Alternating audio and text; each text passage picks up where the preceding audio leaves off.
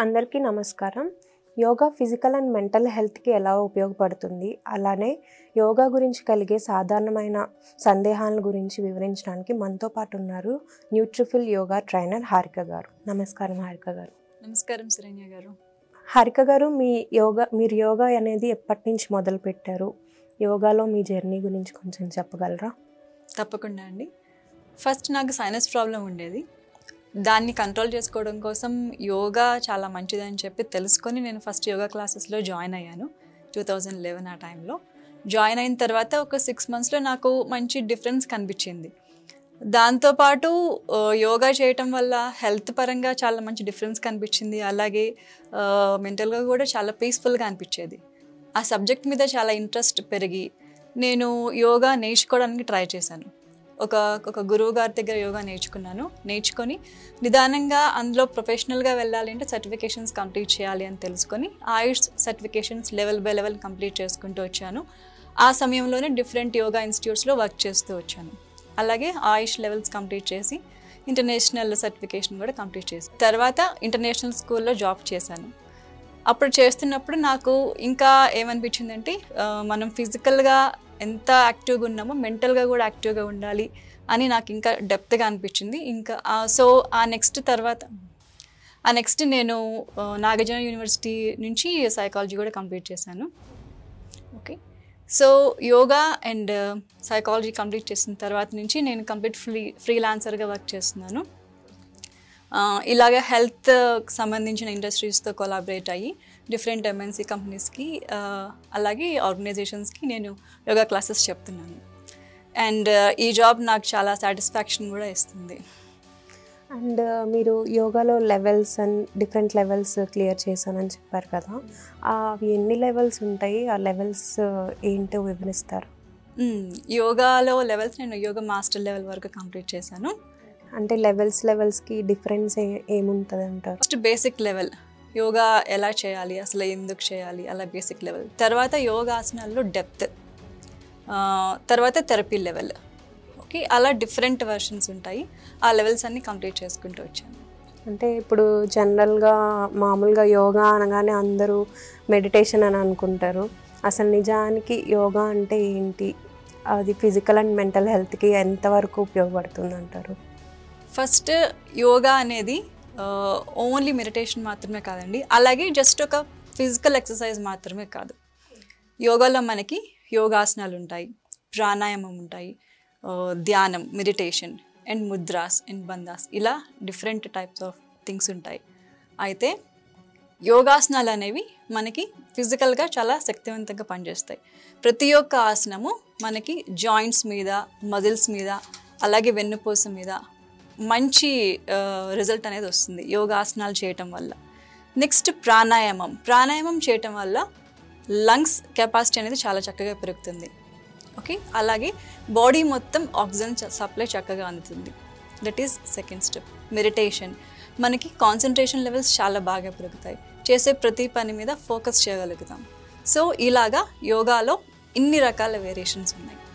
యోగాసనాలు, ప్రాణాయామం, మెడిటేషన్, అలాగే ముద్రాలు, ఇలాంటివన్నీ చేయటం వల్ల మనకి కంప్లీట్ ఫిజికల్గా అలాగే మెంటల్గా చాలా బ్యాలెన్స్డ్గా ఉండగలుగుతాం. అంటే ఇప్పుడు జనరల్గా మనకి బయట జిమ్ అని, ఏరోబిక్స్ అని, జూంబా అని ఇట్లా డిఫరెంట్ కైండ్స్ ఆఫ్ వర్కౌట్స్ ఉన్నాయి. వాటన్నిటితో పోలిస్తే యోగా ఎందుకు డిఫరెంట్ అంటారు? ఇప్పుడు మనం ఈ వర్కౌట్స్ అన్నీ, ఇప్పుడు చాలా రకాల వర్కౌట్స్ ఉన్నాయి, ఇవన్నీ కూడా చాలా మంచివే. ఇవి ఏంటంటే మనకి స్టామినాని చాలా చక్కగా పెంచుతాయి. ఈ వర్కౌట్స్ అన్నీ కూడా ఫిజికల్గా చాలా మంచి స్టామినా ఇంక్రీజ్ అవుతుంది. అలాగే మనం యోగాని తీసుకున్నాం అనుకోండి, యోగా చేయటం వల్ల స్టామినా మాత్రమే కాదు, మనకి బ్లడ్ సర్క్యులేషన్లో చాలా చక్కటి మార్పులనే వస్తాయి. బ్లడ్ సర్క్యులేషన్ బాడీ మొత్తం ఇంప్రూవ్ అవుతుంది. ఈ వర్కౌట్స్, ఫిజికల్ వర్కౌట్స్ ఏవైతే ఉన్నాయో, జిమ్, ఏరోబిక్స్, వాట్ ఎవర్, ఈ వర్కౌట్స్ ఏవైతే ఉన్నాయో, ఈ వర్కౌట్స్ అనేవి స్టామినా ఇంక్రీజ్ చేస్తాయి. బ్లడ్ సర్క్యులేషన్లో మార్పులు అనేవి ఉంటాయి. ఓకే, ఎక్కువ హెల్త్ ఇష్యూస్ ఉన్నవాళ్ళు, లేకపోతే హెవీ వెయిట్ ఉన్నవాళ్ళు ఇవన్నీ చేస్తే ఏంటంటే, బట్ మన యోగాసనాలు కనుక తీసుకుంటే చాలా పర్ఫెక్ట్గా బ్యాలెన్స్డ్గా ఉంటుంది. మనం లెవెల్స్ ప్రకారం చేసుకుంటూ వెళ్ళాలి. బాడీ మొత్తం ఆక్సిజన్ సప్లై అవుతుంది, బ్లడ్ సర్క్యులేషన్ బాడీ మొత్తం ఇంప్రూవ్ అవుతుంది. సో దానివల్ల ఏంటంటే అన్ని ఏజ్ గ్రూప్స్ వాళ్ళు ఎలాంటి హెల్త్ ఇష్యూ ఉన్నా కూడా ఈ యోగా అనేది పర్ఫెక్ట్గా వర్కౌట్ అవుతుంది. లెవెల్స్ ప్రకారం వెళ్ళాలి అని అన్నారు కదా, అసలు చాలామందికి యోగా స్టార్ట్ చేయాలంటే చాలా చాలా డౌట్స్ వస్తూ ఉంటాయి. ఎలా స్టార్ట్ చేయాలి, మార్నింగే చేయాలా యోగా, లేకపోతే ఈవినింగ్ కూడా చేయొచ్చా, లేకపోతే ఫస్ట్ మెడిటేషనే చేయాలా, తర్వాత ఆసనాలు చేయాలంటే ఏ ఆసనం ఫస్ట్ చేయాలి, ఏ ఆసనం సెకండ్ చేయాలి, అట్లా చాలా డౌట్స్ వస్తూ ఉంటాయి. అవి ఎట్లా ఓవర్కమ్ చేయొచ్చు, వాటిని ఎట్లా స్టార్ట్ చేయొచ్చు అంటారు? యోగా చేయాలి అంటే ఫస్ట్ థింగ్ ఎవరైనా ఏం ఆలోచించాలంటే యోగా అనేది అసలు కాంపిటీషన్ కానే కాదు. యోగా అనేది కంప్లీట్ ఒక జీవన విధానం. ఓకే, ఏ లెవెల్ వాళ్ళైనా సరే, ఫస్ట్ కొత్తగా స్టార్ట్ చేసే వాళ్ళైనా సరే, వాళ్ళ వయసుకు తగ్గట్టు, వాళ్ళ ఏజ్ గ్రూప్ తగ్గట్టు యోగా స్టార్ట్ చేయాలి. ఫస్ట్ స్టార్ట్ చేసేవాళ్ళు సూక్ష్మ వ్యాయామంతో యోగాని స్టార్ట్ చేయాలి. కొంతకాలం సూక్ష్మ వ్యాయామం చేయాలి, చేసి నిదానంగా యోగాసనాల్లోకి వెళ్ళాలి. యోగాసనాల్లో కూడా సులభమైన యోగాసనాలతో స్టార్ట్ చేసి నిదానంగా లెవెల్స్ ఇంక్రీజ్ చేసుకుంటూ వెళ్ళాలి. ఓకే, మనకి యోగాసనాల్లో చాలా రకాలు ఉంటాయి. బ్యాలెన్సింగ్ పోజెస్ ఉంటాయి, నేల మీద పడుకొని చేసే ఉంటాయి, ట్విస్ట్ చేసే పోజెస్ ఉంటాయి. సో ఇవన్నీ కూడా ఒకటేసారి ప్రారంభించకుండా వాళ్ళ స్టామినా తగ్గట్టు డిసైడ్ చేసుకొని ప్రారంభించాలి. అండ్ ఇంకొక డౌట్ ఏంటంటే, కొంతమంది యోగా నేను చేయలేను, ఆ స్ట్రెచెస్ నేను చేయలేను, నాకు బ్యాక్ పెయిన్ ఉంది, వెన్నుపూస నొప్పి ఉంది, అట్లా మా మోకాలు నొప్పులు ఉన్నాయి అట్లా అని అంటూ ఉంటారు. వాళ్ళు ఎట్లాంటి యోగా చేయొచ్చు అంటారు, ఏ పోజెస్లో చేయొచ్చు అంటారు, ఆసనాలు కానీ మెడిటేషన్ కానీ అట్లా? యోగాసనాలు ప్రతి ఒక్కరూ చేయొచ్చండి. ఇప్పుడే అనుకున్నాం కదా, దానికి సంబంధించిన లెవెల్స్ ప్రకారం. ఇంకొకటి, ఒక వ్యక్తి రకరకాల ప్రాబ్లమ్స్ ఉన్నాయి. ఇప్పుడు మీరు చెప్పినట్టు వెన్నుపూస సమస్య ఉంది. సో వెన్నుపూస సమస్య ఉన్న వాళ్ళు ఎలాంటి యోగాసనాలు చేయాలి, ఎలాంటి యోగాసనాలు చేయకూడదు అనే కొన్ని వేరియేషన్స్ ఉన్నాయి. ఇది తెలుసుకొని దానికి తగ్గట్టు కనుక వాళ్ళు యోగాసనాలు చేస్తే వెన్నుపూస అనేది స్ట్రెచ్ అవ్వటం, రిలాక్స్ అవ్వటం, వెన్నుపూసకి సంబంధించిన కండరాలన్నీ రిలాక్స్ అవ్వటం అనేది జరుగుతుంది. దానివల్ల వాళ్ళు యోగాసనాలు పర్ఫెక్ట్గా చేయగలుగుతూ ఉంటారు వాళ్ళ లెవెల్కి సంబంధించి. ఓకే, ఇలా తెలుసుకోకుండా చాలామంది ఏంటంటే ఒకటేసారి యోగా చేసేస్తుంటారు వాళ్ళ లెవెల్కి సంబంధించి తెలుసుకోకుండా. ఎక్కడైనా యూట్యూబ్లో చూసో వాట్ ఎవర్ అలా స్టార్ట్ చేసేస్తూ ఉంటారు. తర్వాత ఆ పెయిన్స్ అనేవి ఎక్కువ అవుతూ ఉంటాయి. సో వెన్నుపూస సమస్య ఉన్న వాళ్ళు కొన్ని యోగాసనాలు అసలు చేయకూడదు. ఏమేమి ఆసనాలు చేయకూడదు అంటారు? సో ఇప్పుడు మనం వెన్నుపూస సమస్య ఉన్న వాళ్ళు సర్వాంగాసనం లాంటివి చేయకూడదు. ఓకే, అండ్ ఇప్పుడు సూర్య నమస్కారాలు చేయాలన్నా కూడా వాళ్ళు ప్రొఫెషనల్ సహాయం తీసుకొని ఏ లెవెల్ వరకు వాళ్ళు చేయొచ్చు అనేది తెలుసుకొని వాళ్ళు చేయాలి. సో ఇలాంటి ఆసనాలన్నీ వాళ్ళకి సమస్య ఎక్కడుంది, వెన్నుపూస సమస్య ఎక్కడుంది, పైన కింద, ఇలాంటి వివరాలను తెలుసుకొని ప్రొఫెషనల్ సహాయం తీసుకొని చేస్తే వాళ్ళకి యోగా అనేది చాలా పర్ఫెక్ట్గా వర్కౌట్ అవుతుంది. యాక్చువల్గా నేను ఇది అంటే ఇంతకుముందు చాలా వీడియోస్లో ఇన్ఫర్మేషన్ తెలుసుకున్నాను. జనరల్గా యోగా కానీ ఎక్సర్సైజెస్ కానీ వేరే ఏమైనా ఒకటే పేస్లో కంటిన్యూస్గా చేసుకుంటూ వెళ్తే బాడీకి అది అలవాటు అయిపోతుంది. అండ్ తర్వాత వెయిట్ లాస్ అయ్యే వాళ్ళకి కానీ వెయిట్ గెయిన్ అయ్యే వాళ్ళకి కానీ ఎటువంటి రిజల్ట్స్ చూపిదు, లేకపోతే చాలా తక్కువ రిజల్ట్స్ ఇస్తుంది అని విన్నాను. అది ఎంతవరకు నిజం? ఒకవేళ ఎక్సర్సైజెస్ చేంజ్ చేయాలి అని అంటే ఎట్లా చేంజ్ చేయొచ్చు అనేది చెప్తారా? ప్రతిరోజు ఒకటే చేయాలి అనేది ఏం లేదు. మనకి యోగాసనంలో కూడా నేను అదే చెప్పాను, లెవెల్స్ అనేవి ఉంటాయి అన్నమాట. సూక్ష్మ వ్యాయామంలో కూడా లెవెల్స్ ఉంటాయి. ఒకరోజు ఒక లెవెల్ ఉంటుంది, నెక్స్ట్ తర్వాత ఇంకొక రోజు ఇంకొక లెవెల్ ఉంటుంది. ఇప్పుడు మన న్యూట్రిఫుల్ క్లాసెస్లోనే మనం యోగా చెప్తున్నాం. సో అవి మీరు తీసుకున్నట్లయితే Monday to Friday different levels ఉంటాయి, డిఫరెంట్ వాటి మీద కాన్సన్ట్రేట్ చేస్తాం. ఫస్ట్ మనం తీసుకున్నట్లయితే చైర్ యోగా ఉంటుంది. సో కుర్చీలో కూర్చొని, కొంతమంది ఇప్పుడు మీరు ఇంతకుముందు అడిగినట్టు వెన్నుపూస సమస్య ఉన్న వాళ్ళు కొన్ని పోజెస్ చేయలేరు, పాదహస్తాసనం లాంటి పోజెస్ చేయలేరు. ఓకే, అలాంటి వాళ్ళందరికీ ఆ రోజు, అలాగే చేయగలిగిన వాళ్ళు కూడా ఆ రోజు కుర్చీలో కూర్చొని చేసే యోగాసనాలు ఉంటాయి. సో అది ఒక లెవెల్. తర్వాత మనం బ్యాలెన్సింగ్ పోజెస్ తీసుకుంటాం, వృక్షాసనం లాంటివి, తాడాసనం లాంటివి బ్యాలెన్సింగ్ పోజెస్ తీసుకుంటాం. సో బ్యాలెన్సింగ్ పోజెస్లో కూడా స్టార్టింగ్ చేసేవాళ్ళు ఒక లెవెల్, కొంచెం నెక్స్ట్ లెవెల్ చేసే వాళ్ళకి కొంచెం ఎక్కువసేపు హోల్డ్ చేయడం, ఇలాంటివన్నీ కూడా ఉంటాయి అన్నమాట. సో ఒక్కొక్క రోజు ఒక్కొక్క లెవెల్ మనం చెప్తాం. ఇంకొకటి ఏంటంటే సీక్వెన్స్ అనేది, ఒకరోజు ఒక సీక్వెన్స్ ఉంటుంది. కూర్చొని నేల మీద పడుకొని చేసే యోగాసనాలు ఉంటాయి, సేతుబంధాసనం, మర్కటాసనం, ఇలాంటి యోగాసనాలు ఉంటాయి. నెక్స్ట్ రోజు అందులోని కొన్ని లెవెల్స్ ఇంక్రీజ్ చేస్తాం. సో అలాగా మనకి యోగాసనంలో చాలా వేరియేషన్స్ ఉంటాయండి. అదేంటంటే వాళ్ళు చేయగలిగే పరిస్థితిని బట్టి మనం అలాంటి యోగాసనాలు చెప్పడం అనమాట. సో దాన్ని బట్టి కూడా వాళ్ళకి వెయిట్ మేనేజ్మెంట్ అనేది చాలా చక్కగా అవుతుంది. అలాగే వెయిట్ గెయిన్ అయ్యే వాళ్ళకి కూడా చాలా చక్కగా ఉపయోగపడుతుంది. అండ్ యోగా వల్ల మెంటల్ స్ట్రెస్ తగ్గించుకోవడం ఎంతవరకు పాసిబుల్ అంటారు? యోగా అనేది కేవలం మనకి ఒక ఫిజికల్ ఎక్సర్సైజ్ మాత్రమే కాదండి. యోగాసనాలు చేయటం వల్ల మనం శారీరకంగా చాలా దృఢంగా అవుతాం, అది ఒకటి. అలాగే మానసికంగా కూడా చాలా దృఢంగా అవుతాం. యోగాసనాలు చేయటం వల్ల, ప్రాణాయామం చేయటం వల్ల మనకి శరీరంలో హార్మోనల్ ఇంబ్యాలెన్స్ అనేది కంట్రోల్ అవుతుంది. అలాగే కెమికల్ ఇంబ్యాలెన్స్ అనేవి కూడా కంట్రోల్ అవుతాయి. సో దీనివల్ల ఏంటంటే మనకి మెంటల్ స్ట్రెస్ అనేది బాగా కంట్రోల్ అవుతుంది. హారిక గారు, ప్రాణాయామం చేయడం వల్ల క్యాలరీస్ బర్న్ అవుతాయా? ప్రాణాయామం చేయటం వల్ల బర్న్ అవుతాయండి. మనకి డిఫరెంట్ ప్రాణాయామాస్ ఉంటాయి. అవి ఏంటంటే భ్రస్త్రికా ప్రాణాయామం అవ్వచ్చు, అలాగే కపాలభాతి ప్రాణాయామం అవ్వచ్చు. ఈ ప్రాణాయామాలు ఏంటంటే మన లెవెల్కి తగ్గట్టు, మన ఏజ్ గ్రూప్ తగ్గట్టు కౌంట్ ఇంక్రీజ్ చేసుకుంటూ వెళ్తే కనుక ఖచ్చితంగా వీటితో క్యాలరీస్ బర్న్ అవుతాయి.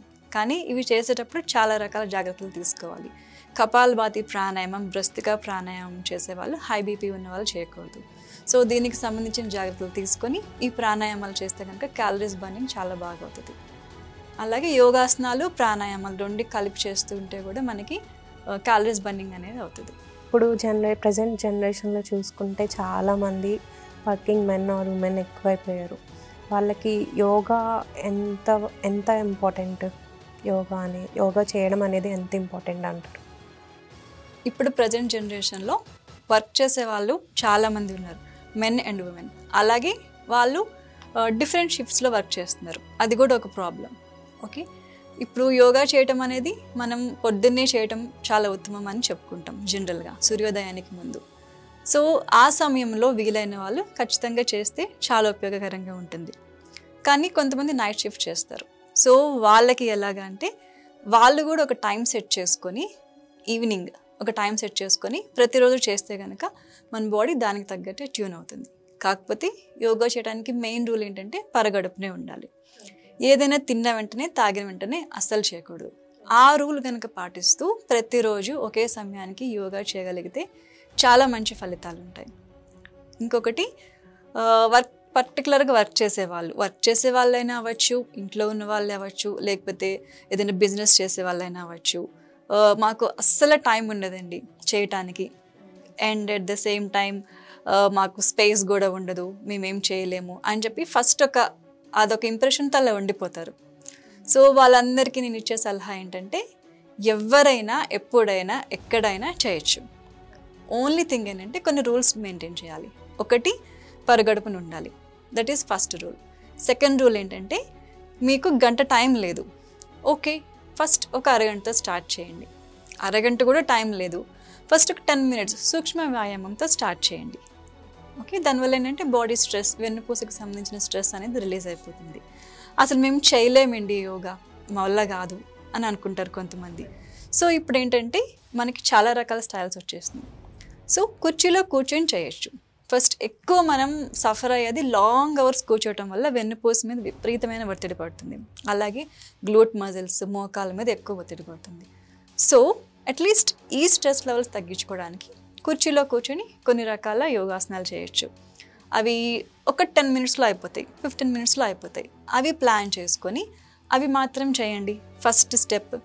సో కూర్చొని చేయండి ఒక 15 నిమిషాలు, ప్రతిరోజు ఒక 15 నిమిషాలు కూర్చొని చేసే యోగాసనాలు చేయండి. చాలా అద్భుతంగా పనిచేస్తాయి. మీకే స్ట్రెస్ లెవెల్స్ అనేవి బాగా రిలీజ్ అవుతాయి. వెన్నుపూసకు సంబంధించిన కండరాల్లో ఒత్తిడి అనేది రిలీజ్ అయిపోతుంది. దానివల్ల నెక్స్ట్ లెవెల్కి వెళ్ళాలి అని మీకే అనిపిస్తుంది అనమాట. సో అందరికీ నేను ఇచ్చే సలహా ఇదే, ప్రతి ఒక్కరూ చేయొచ్చు, టైం పెట్టుకోండి. ఒకవేళ ఎక్కువసేపు నించొని చేయలేకపోతే, ఎక్కువ ఆసనాలు చేయలేకపోతే కుర్చీలో కూర్చొని కొన్ని రకాల ప్రాణాయామాలు, కొన్ని రకాల యోగాసనాలు పెట్టుకొని చేయొచ్చు. యోగా కంటిన్యూస్గా చేయటం వల్ల మన ఆలోచన విధానం ఏమన్నా చేంజ్ అవుతుంది అంటారా? యోగా చేయటం వల్ల, ప్రతిరోజు మనం యోగా చేయటం వల్ల, ఆ కన్సిస్టెన్సీ అనేది మెయింటైన్ చేస్తూ కంటిన్యూస్గా చేయటం వల్ల ఫస్ట్ మనకి మజిల్ అంటే మన శరీరంలో కండరాలు అలాగే ఎముకలు మాత్రమే దృఢంగా అవటం కాకుండా మైండ్ అండ్ మజిల్ కాంటాక్ట్ అనేది పెరుగుతుంది. మైండ్ అంటే మన ఆలోచన విధానం, మనం ఎలా ఆలోచిస్తాం, మనం తీసుకునే నిర్ణయాలు, యాంగర్ మేనేజ్మెంట్, కోపం, ఇలాంటివన్నీ కూడా ఎమోషన్స్ అన్నీ కూడా కంట్రోల్ అవుతాయి మైండ్ అండ్ మజిల్ కాంటాక్ట్ పెరగటం వల్ల. ఎందుకంటే మనం ఒక యోగాసనం చేసామనుకోండి, ఆ యోగాసనంలోకి వెళ్ళటం, మళ్ళీ వెనక్కి రావడం, ఇదంతా మనం బ్రీతింగ్తో చేస్తాం. బ్రీతింగ్ తీసుకుంటూ యోగాసనంలోకి వెళ్ళటం, బ్రీతింగ్ వదిలేస్తూ రావడం, ఇలా డిఫరెంట్ యోగాసనాలు అన్నీ కూడా మనం బ్రీతింగ్ మీద ఫోకస్ చేస్తూ యోగాసనాలు చేస్తామనుకోండి, ఖచ్చితంగా మైండ్ అండ్ మజిల్ కాంటాక్ట్ పెరుగుతుంది. దానివల్ల ఏంటంటే మనకి పేషెన్స్, ఓర్పుగా ఉండటం అనేది తెలుస్తుంది. సో దానివల్ల ఫోకస్ అనేది పెరుగుతుంది. సో ఇలాంటి విషయాల వల్ల ఏంటంటే మజిల్ స్ట్రెంగ్త్ అలాగే మైండ్ స్ట్రెంగ్త్, మనం మెంటల్గా కూడా చాలా స్ట్రాంగ్ అవుతాం. తీసుకునే నిర్ణయాలు అనేవి చాలా పర్ఫెక్ట్గా తీసుకుంటాం. ఎమోషన్స్ అనేవి చాలా బ్యాలెన్స్డ్గా ఉంచుకోగలుగుతాం. అలాగే క్షణిక ఆవేశంలో తీసుకునే నిర్ణయాలు కూడా తీసుకున్నాం. ఎందుకంటే బ్యాలెన్స్డ్గా, అన్ని రకాలుగా బ్యాలెన్స్డ్గా ఉంచుతుంది యోగా చేయటం వల్ల. హారిక గారు, యోగా మరియు ఆధ్యాత్మికతకు సంబంధం ఏమిటి? యోగా చేయాలంటే ఖచ్చితంగా స్పిరిచువల్గానే ఉండాలా? యోగా చేయాలి అంటే ఖచ్చితంగా స్పిరిచువల్గా ఉండాలి అనే రూల్ అసలు ఏం లేదండి. యోగా చేయటం అంటే, యోగాలో మనకి యోగాసనాలు, ప్రాణాయామం, ధ్యానం ఇవన్నీ ఉంటాయి. ఇవన్నీ ప్రాక్టీస్ చేయటం వల్ల ఫస్ట్ మనకి సెల్ఫ్ అవేర్నెస్ అనేది పెరుగుతుంది. ఎప్పుడైతే సెల్ఫ్ అవేర్నెస్ పెరుగుతుందో, సెల్ఫ్ అవేర్నెస్ అంటే ఏంటి, ఏ పని ఎప్పుడు చేయాలి, ఎందుకు చేయాలి అనే ఆలోచన మనకు పెరుగుతుంది. ఒక ఫ్లోలో మనం వెళ్ళిపోము. ఓకే, ఏం తినాలన్నా, ఏం తాగాలన్నా ప్రతి దాంట్లో మనం ఆలోచించి నిర్ణయం తీసుకుంటాం. ఓకే, ఒక సెల్ఫ్ అవేర్నెస్ అనేది పెరుగుతుంది. ఇంకొకటి ఏంటంటే ఎవరితోనైనా మాట్లాడేటప్పుడు కోపం, ఆవేశం ఇవన్నీ కూడా మనం కంట్రోల్ చేసుకోగలుగుతాం. సో సెల్ఫ్ అవేర్నెస్ అనేది మనకు సంబంధించి ప్రతి అంశంలో వస్తుంది మనం యోగా చేయటం వల్ల. సో ఎప్పుడైతే మనం ఈ రకంగా మారుతామో ఆటోమేటిక్గా మనకి స్పిరిచువల్ ఎనర్జీ అనేది వస్తుంది. ఇప్పుడు ఆధ్యాత్మికం అంటే ఏంటి, అది కంప్లీట్గా ఒక డిసిప్లిన్. దాన్ని డెప్త్గా తీసుకుంటే అదొక డిసిప్లిన్. సో ఆటోమేటిక్గా యోగా చేయటం వల్ల మనం ఒక స్పిరిచువల్ ఇన్నర్ అవేర్నెస్ పెరిగి ఒక స్పిరిచువల్ జర్నీ అనేది ఆటోమేటిక్గా స్టార్ట్ అవుతుంది. సో యోగా చేయాలి అనుకున్న వాళ్ళు ఖచ్చితంగా ఆధ్యాత్మికంగా ఉండాలి అనే రూల్ ఏం లేదు. అది హెల్త్ కోసం, ఫిట్నెస్ కోసం ఫస్ట్ మనం స్టార్ట్ చేసిన ఆటోమేటిక్గా మన జర్నీ అనేది చాలా పర్ఫెక్ట్గా వెళ్తుంది.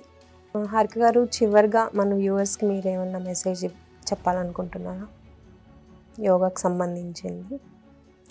సో నేను మన వ్యూవర్స్కి చెప్పాలనుకున్న విషయం ఏంటి అంటే, ప్రతి ఒక్కరూ యోగా చేయడానికి ట్రై చేయండి. ఇప్పుడు మనం చెప్పుకున్నట్టు టైం ఉన్నా, టైం లేదు అని ఫస్ట్ స్టెప్ టైం లేదు అని చెప్పి పక్కన పడేస్తాం. అలాగే ఇది చేయటం, యోగా చేయడానికి నా బాడీ సపోర్ట్ చేయదు అనే ఒక అపోహతో పక్కన పడేస్తాం. ఇంకొకటి ఏంటంటే అసలు నేను చేయలేను అని ఫస్ట్ అనుకొని దాన్ని వెనకాల వదిలేస్తాం. ఇంకొకటి ఈ ఏజ్ గ్రూప్లో నేను చేయొచ్చా అనే సందేహంతో వదిలేస్తాం. తర్వాత అసలు వెయిట్ మేనేజ్మెంట్ అవుతుందా అనే సందేహంతో కూడా వదిలేస్తాం. ఫస్ట్ ఇలాంటివన్నీ పక్కన పెట్టి ఒక్క 15 నుంచి 30 నిమిషాల వరకు ప్రతి ఒక్కరూ కనుక చేయగలిగితే, మన యోగా క్లాసెస్లో జాయిన్ అయ్యి ప్రతి ఒక్కరూ కనుక చేయగలిగితే ఫస్ట్ మీకు అర్థమవుతుంది యోగా చేయటం వల్ల ఎంత బ్యాలెన్స్డ్గా ఉండగలుగుతున్నారు, ఎలాంటి చేంజెస్ బాడీలో వస్తున్నాయి. ఫస్ట్ మీకు ఎక్స్పీరియన్స్ అయితేనే కదా తెలుస్తుంది. మనం ఒక అడుగు వేస్తేనే నెక్స్ట్ అడుగు ఆటోమేటిక్గా పడుతుంది. యోగా కూడా అంతేనండి. జస్ట్ ఒక్క నైట్లో కానీ లేకపోతే ఒక 1 మంత్లో కానీ మనకి ఎలాంటి చేంజెస్ రావు. కన్సిస్టెన్సీ మెయింటైన్ చేస్తేనే ఫిజికల్గా, మెంటల్గా చాలా మంచి చేంజెస్ అనేవి వస్తాయి. ఫైనల్గా నేను చెప్పేది ఏంటంటే, ప్రతిరోజు కనీసం ఒక 30 నిమిషాలు ప్రతి ఒక్కరు, అన్ని వయసుల వాళ్ళు యోగా చేయటం వల్ల మన బాడీ మనకి డాక్టర్ అవుతుంది. ఎందుకంటే హీలింగ్ పవర్ అనేది చాలా పర్ఫెక్ట్గా పెరుగుతుంది. అలాగే మన మైండ్ మనకి టీచర్ అవుతుంది.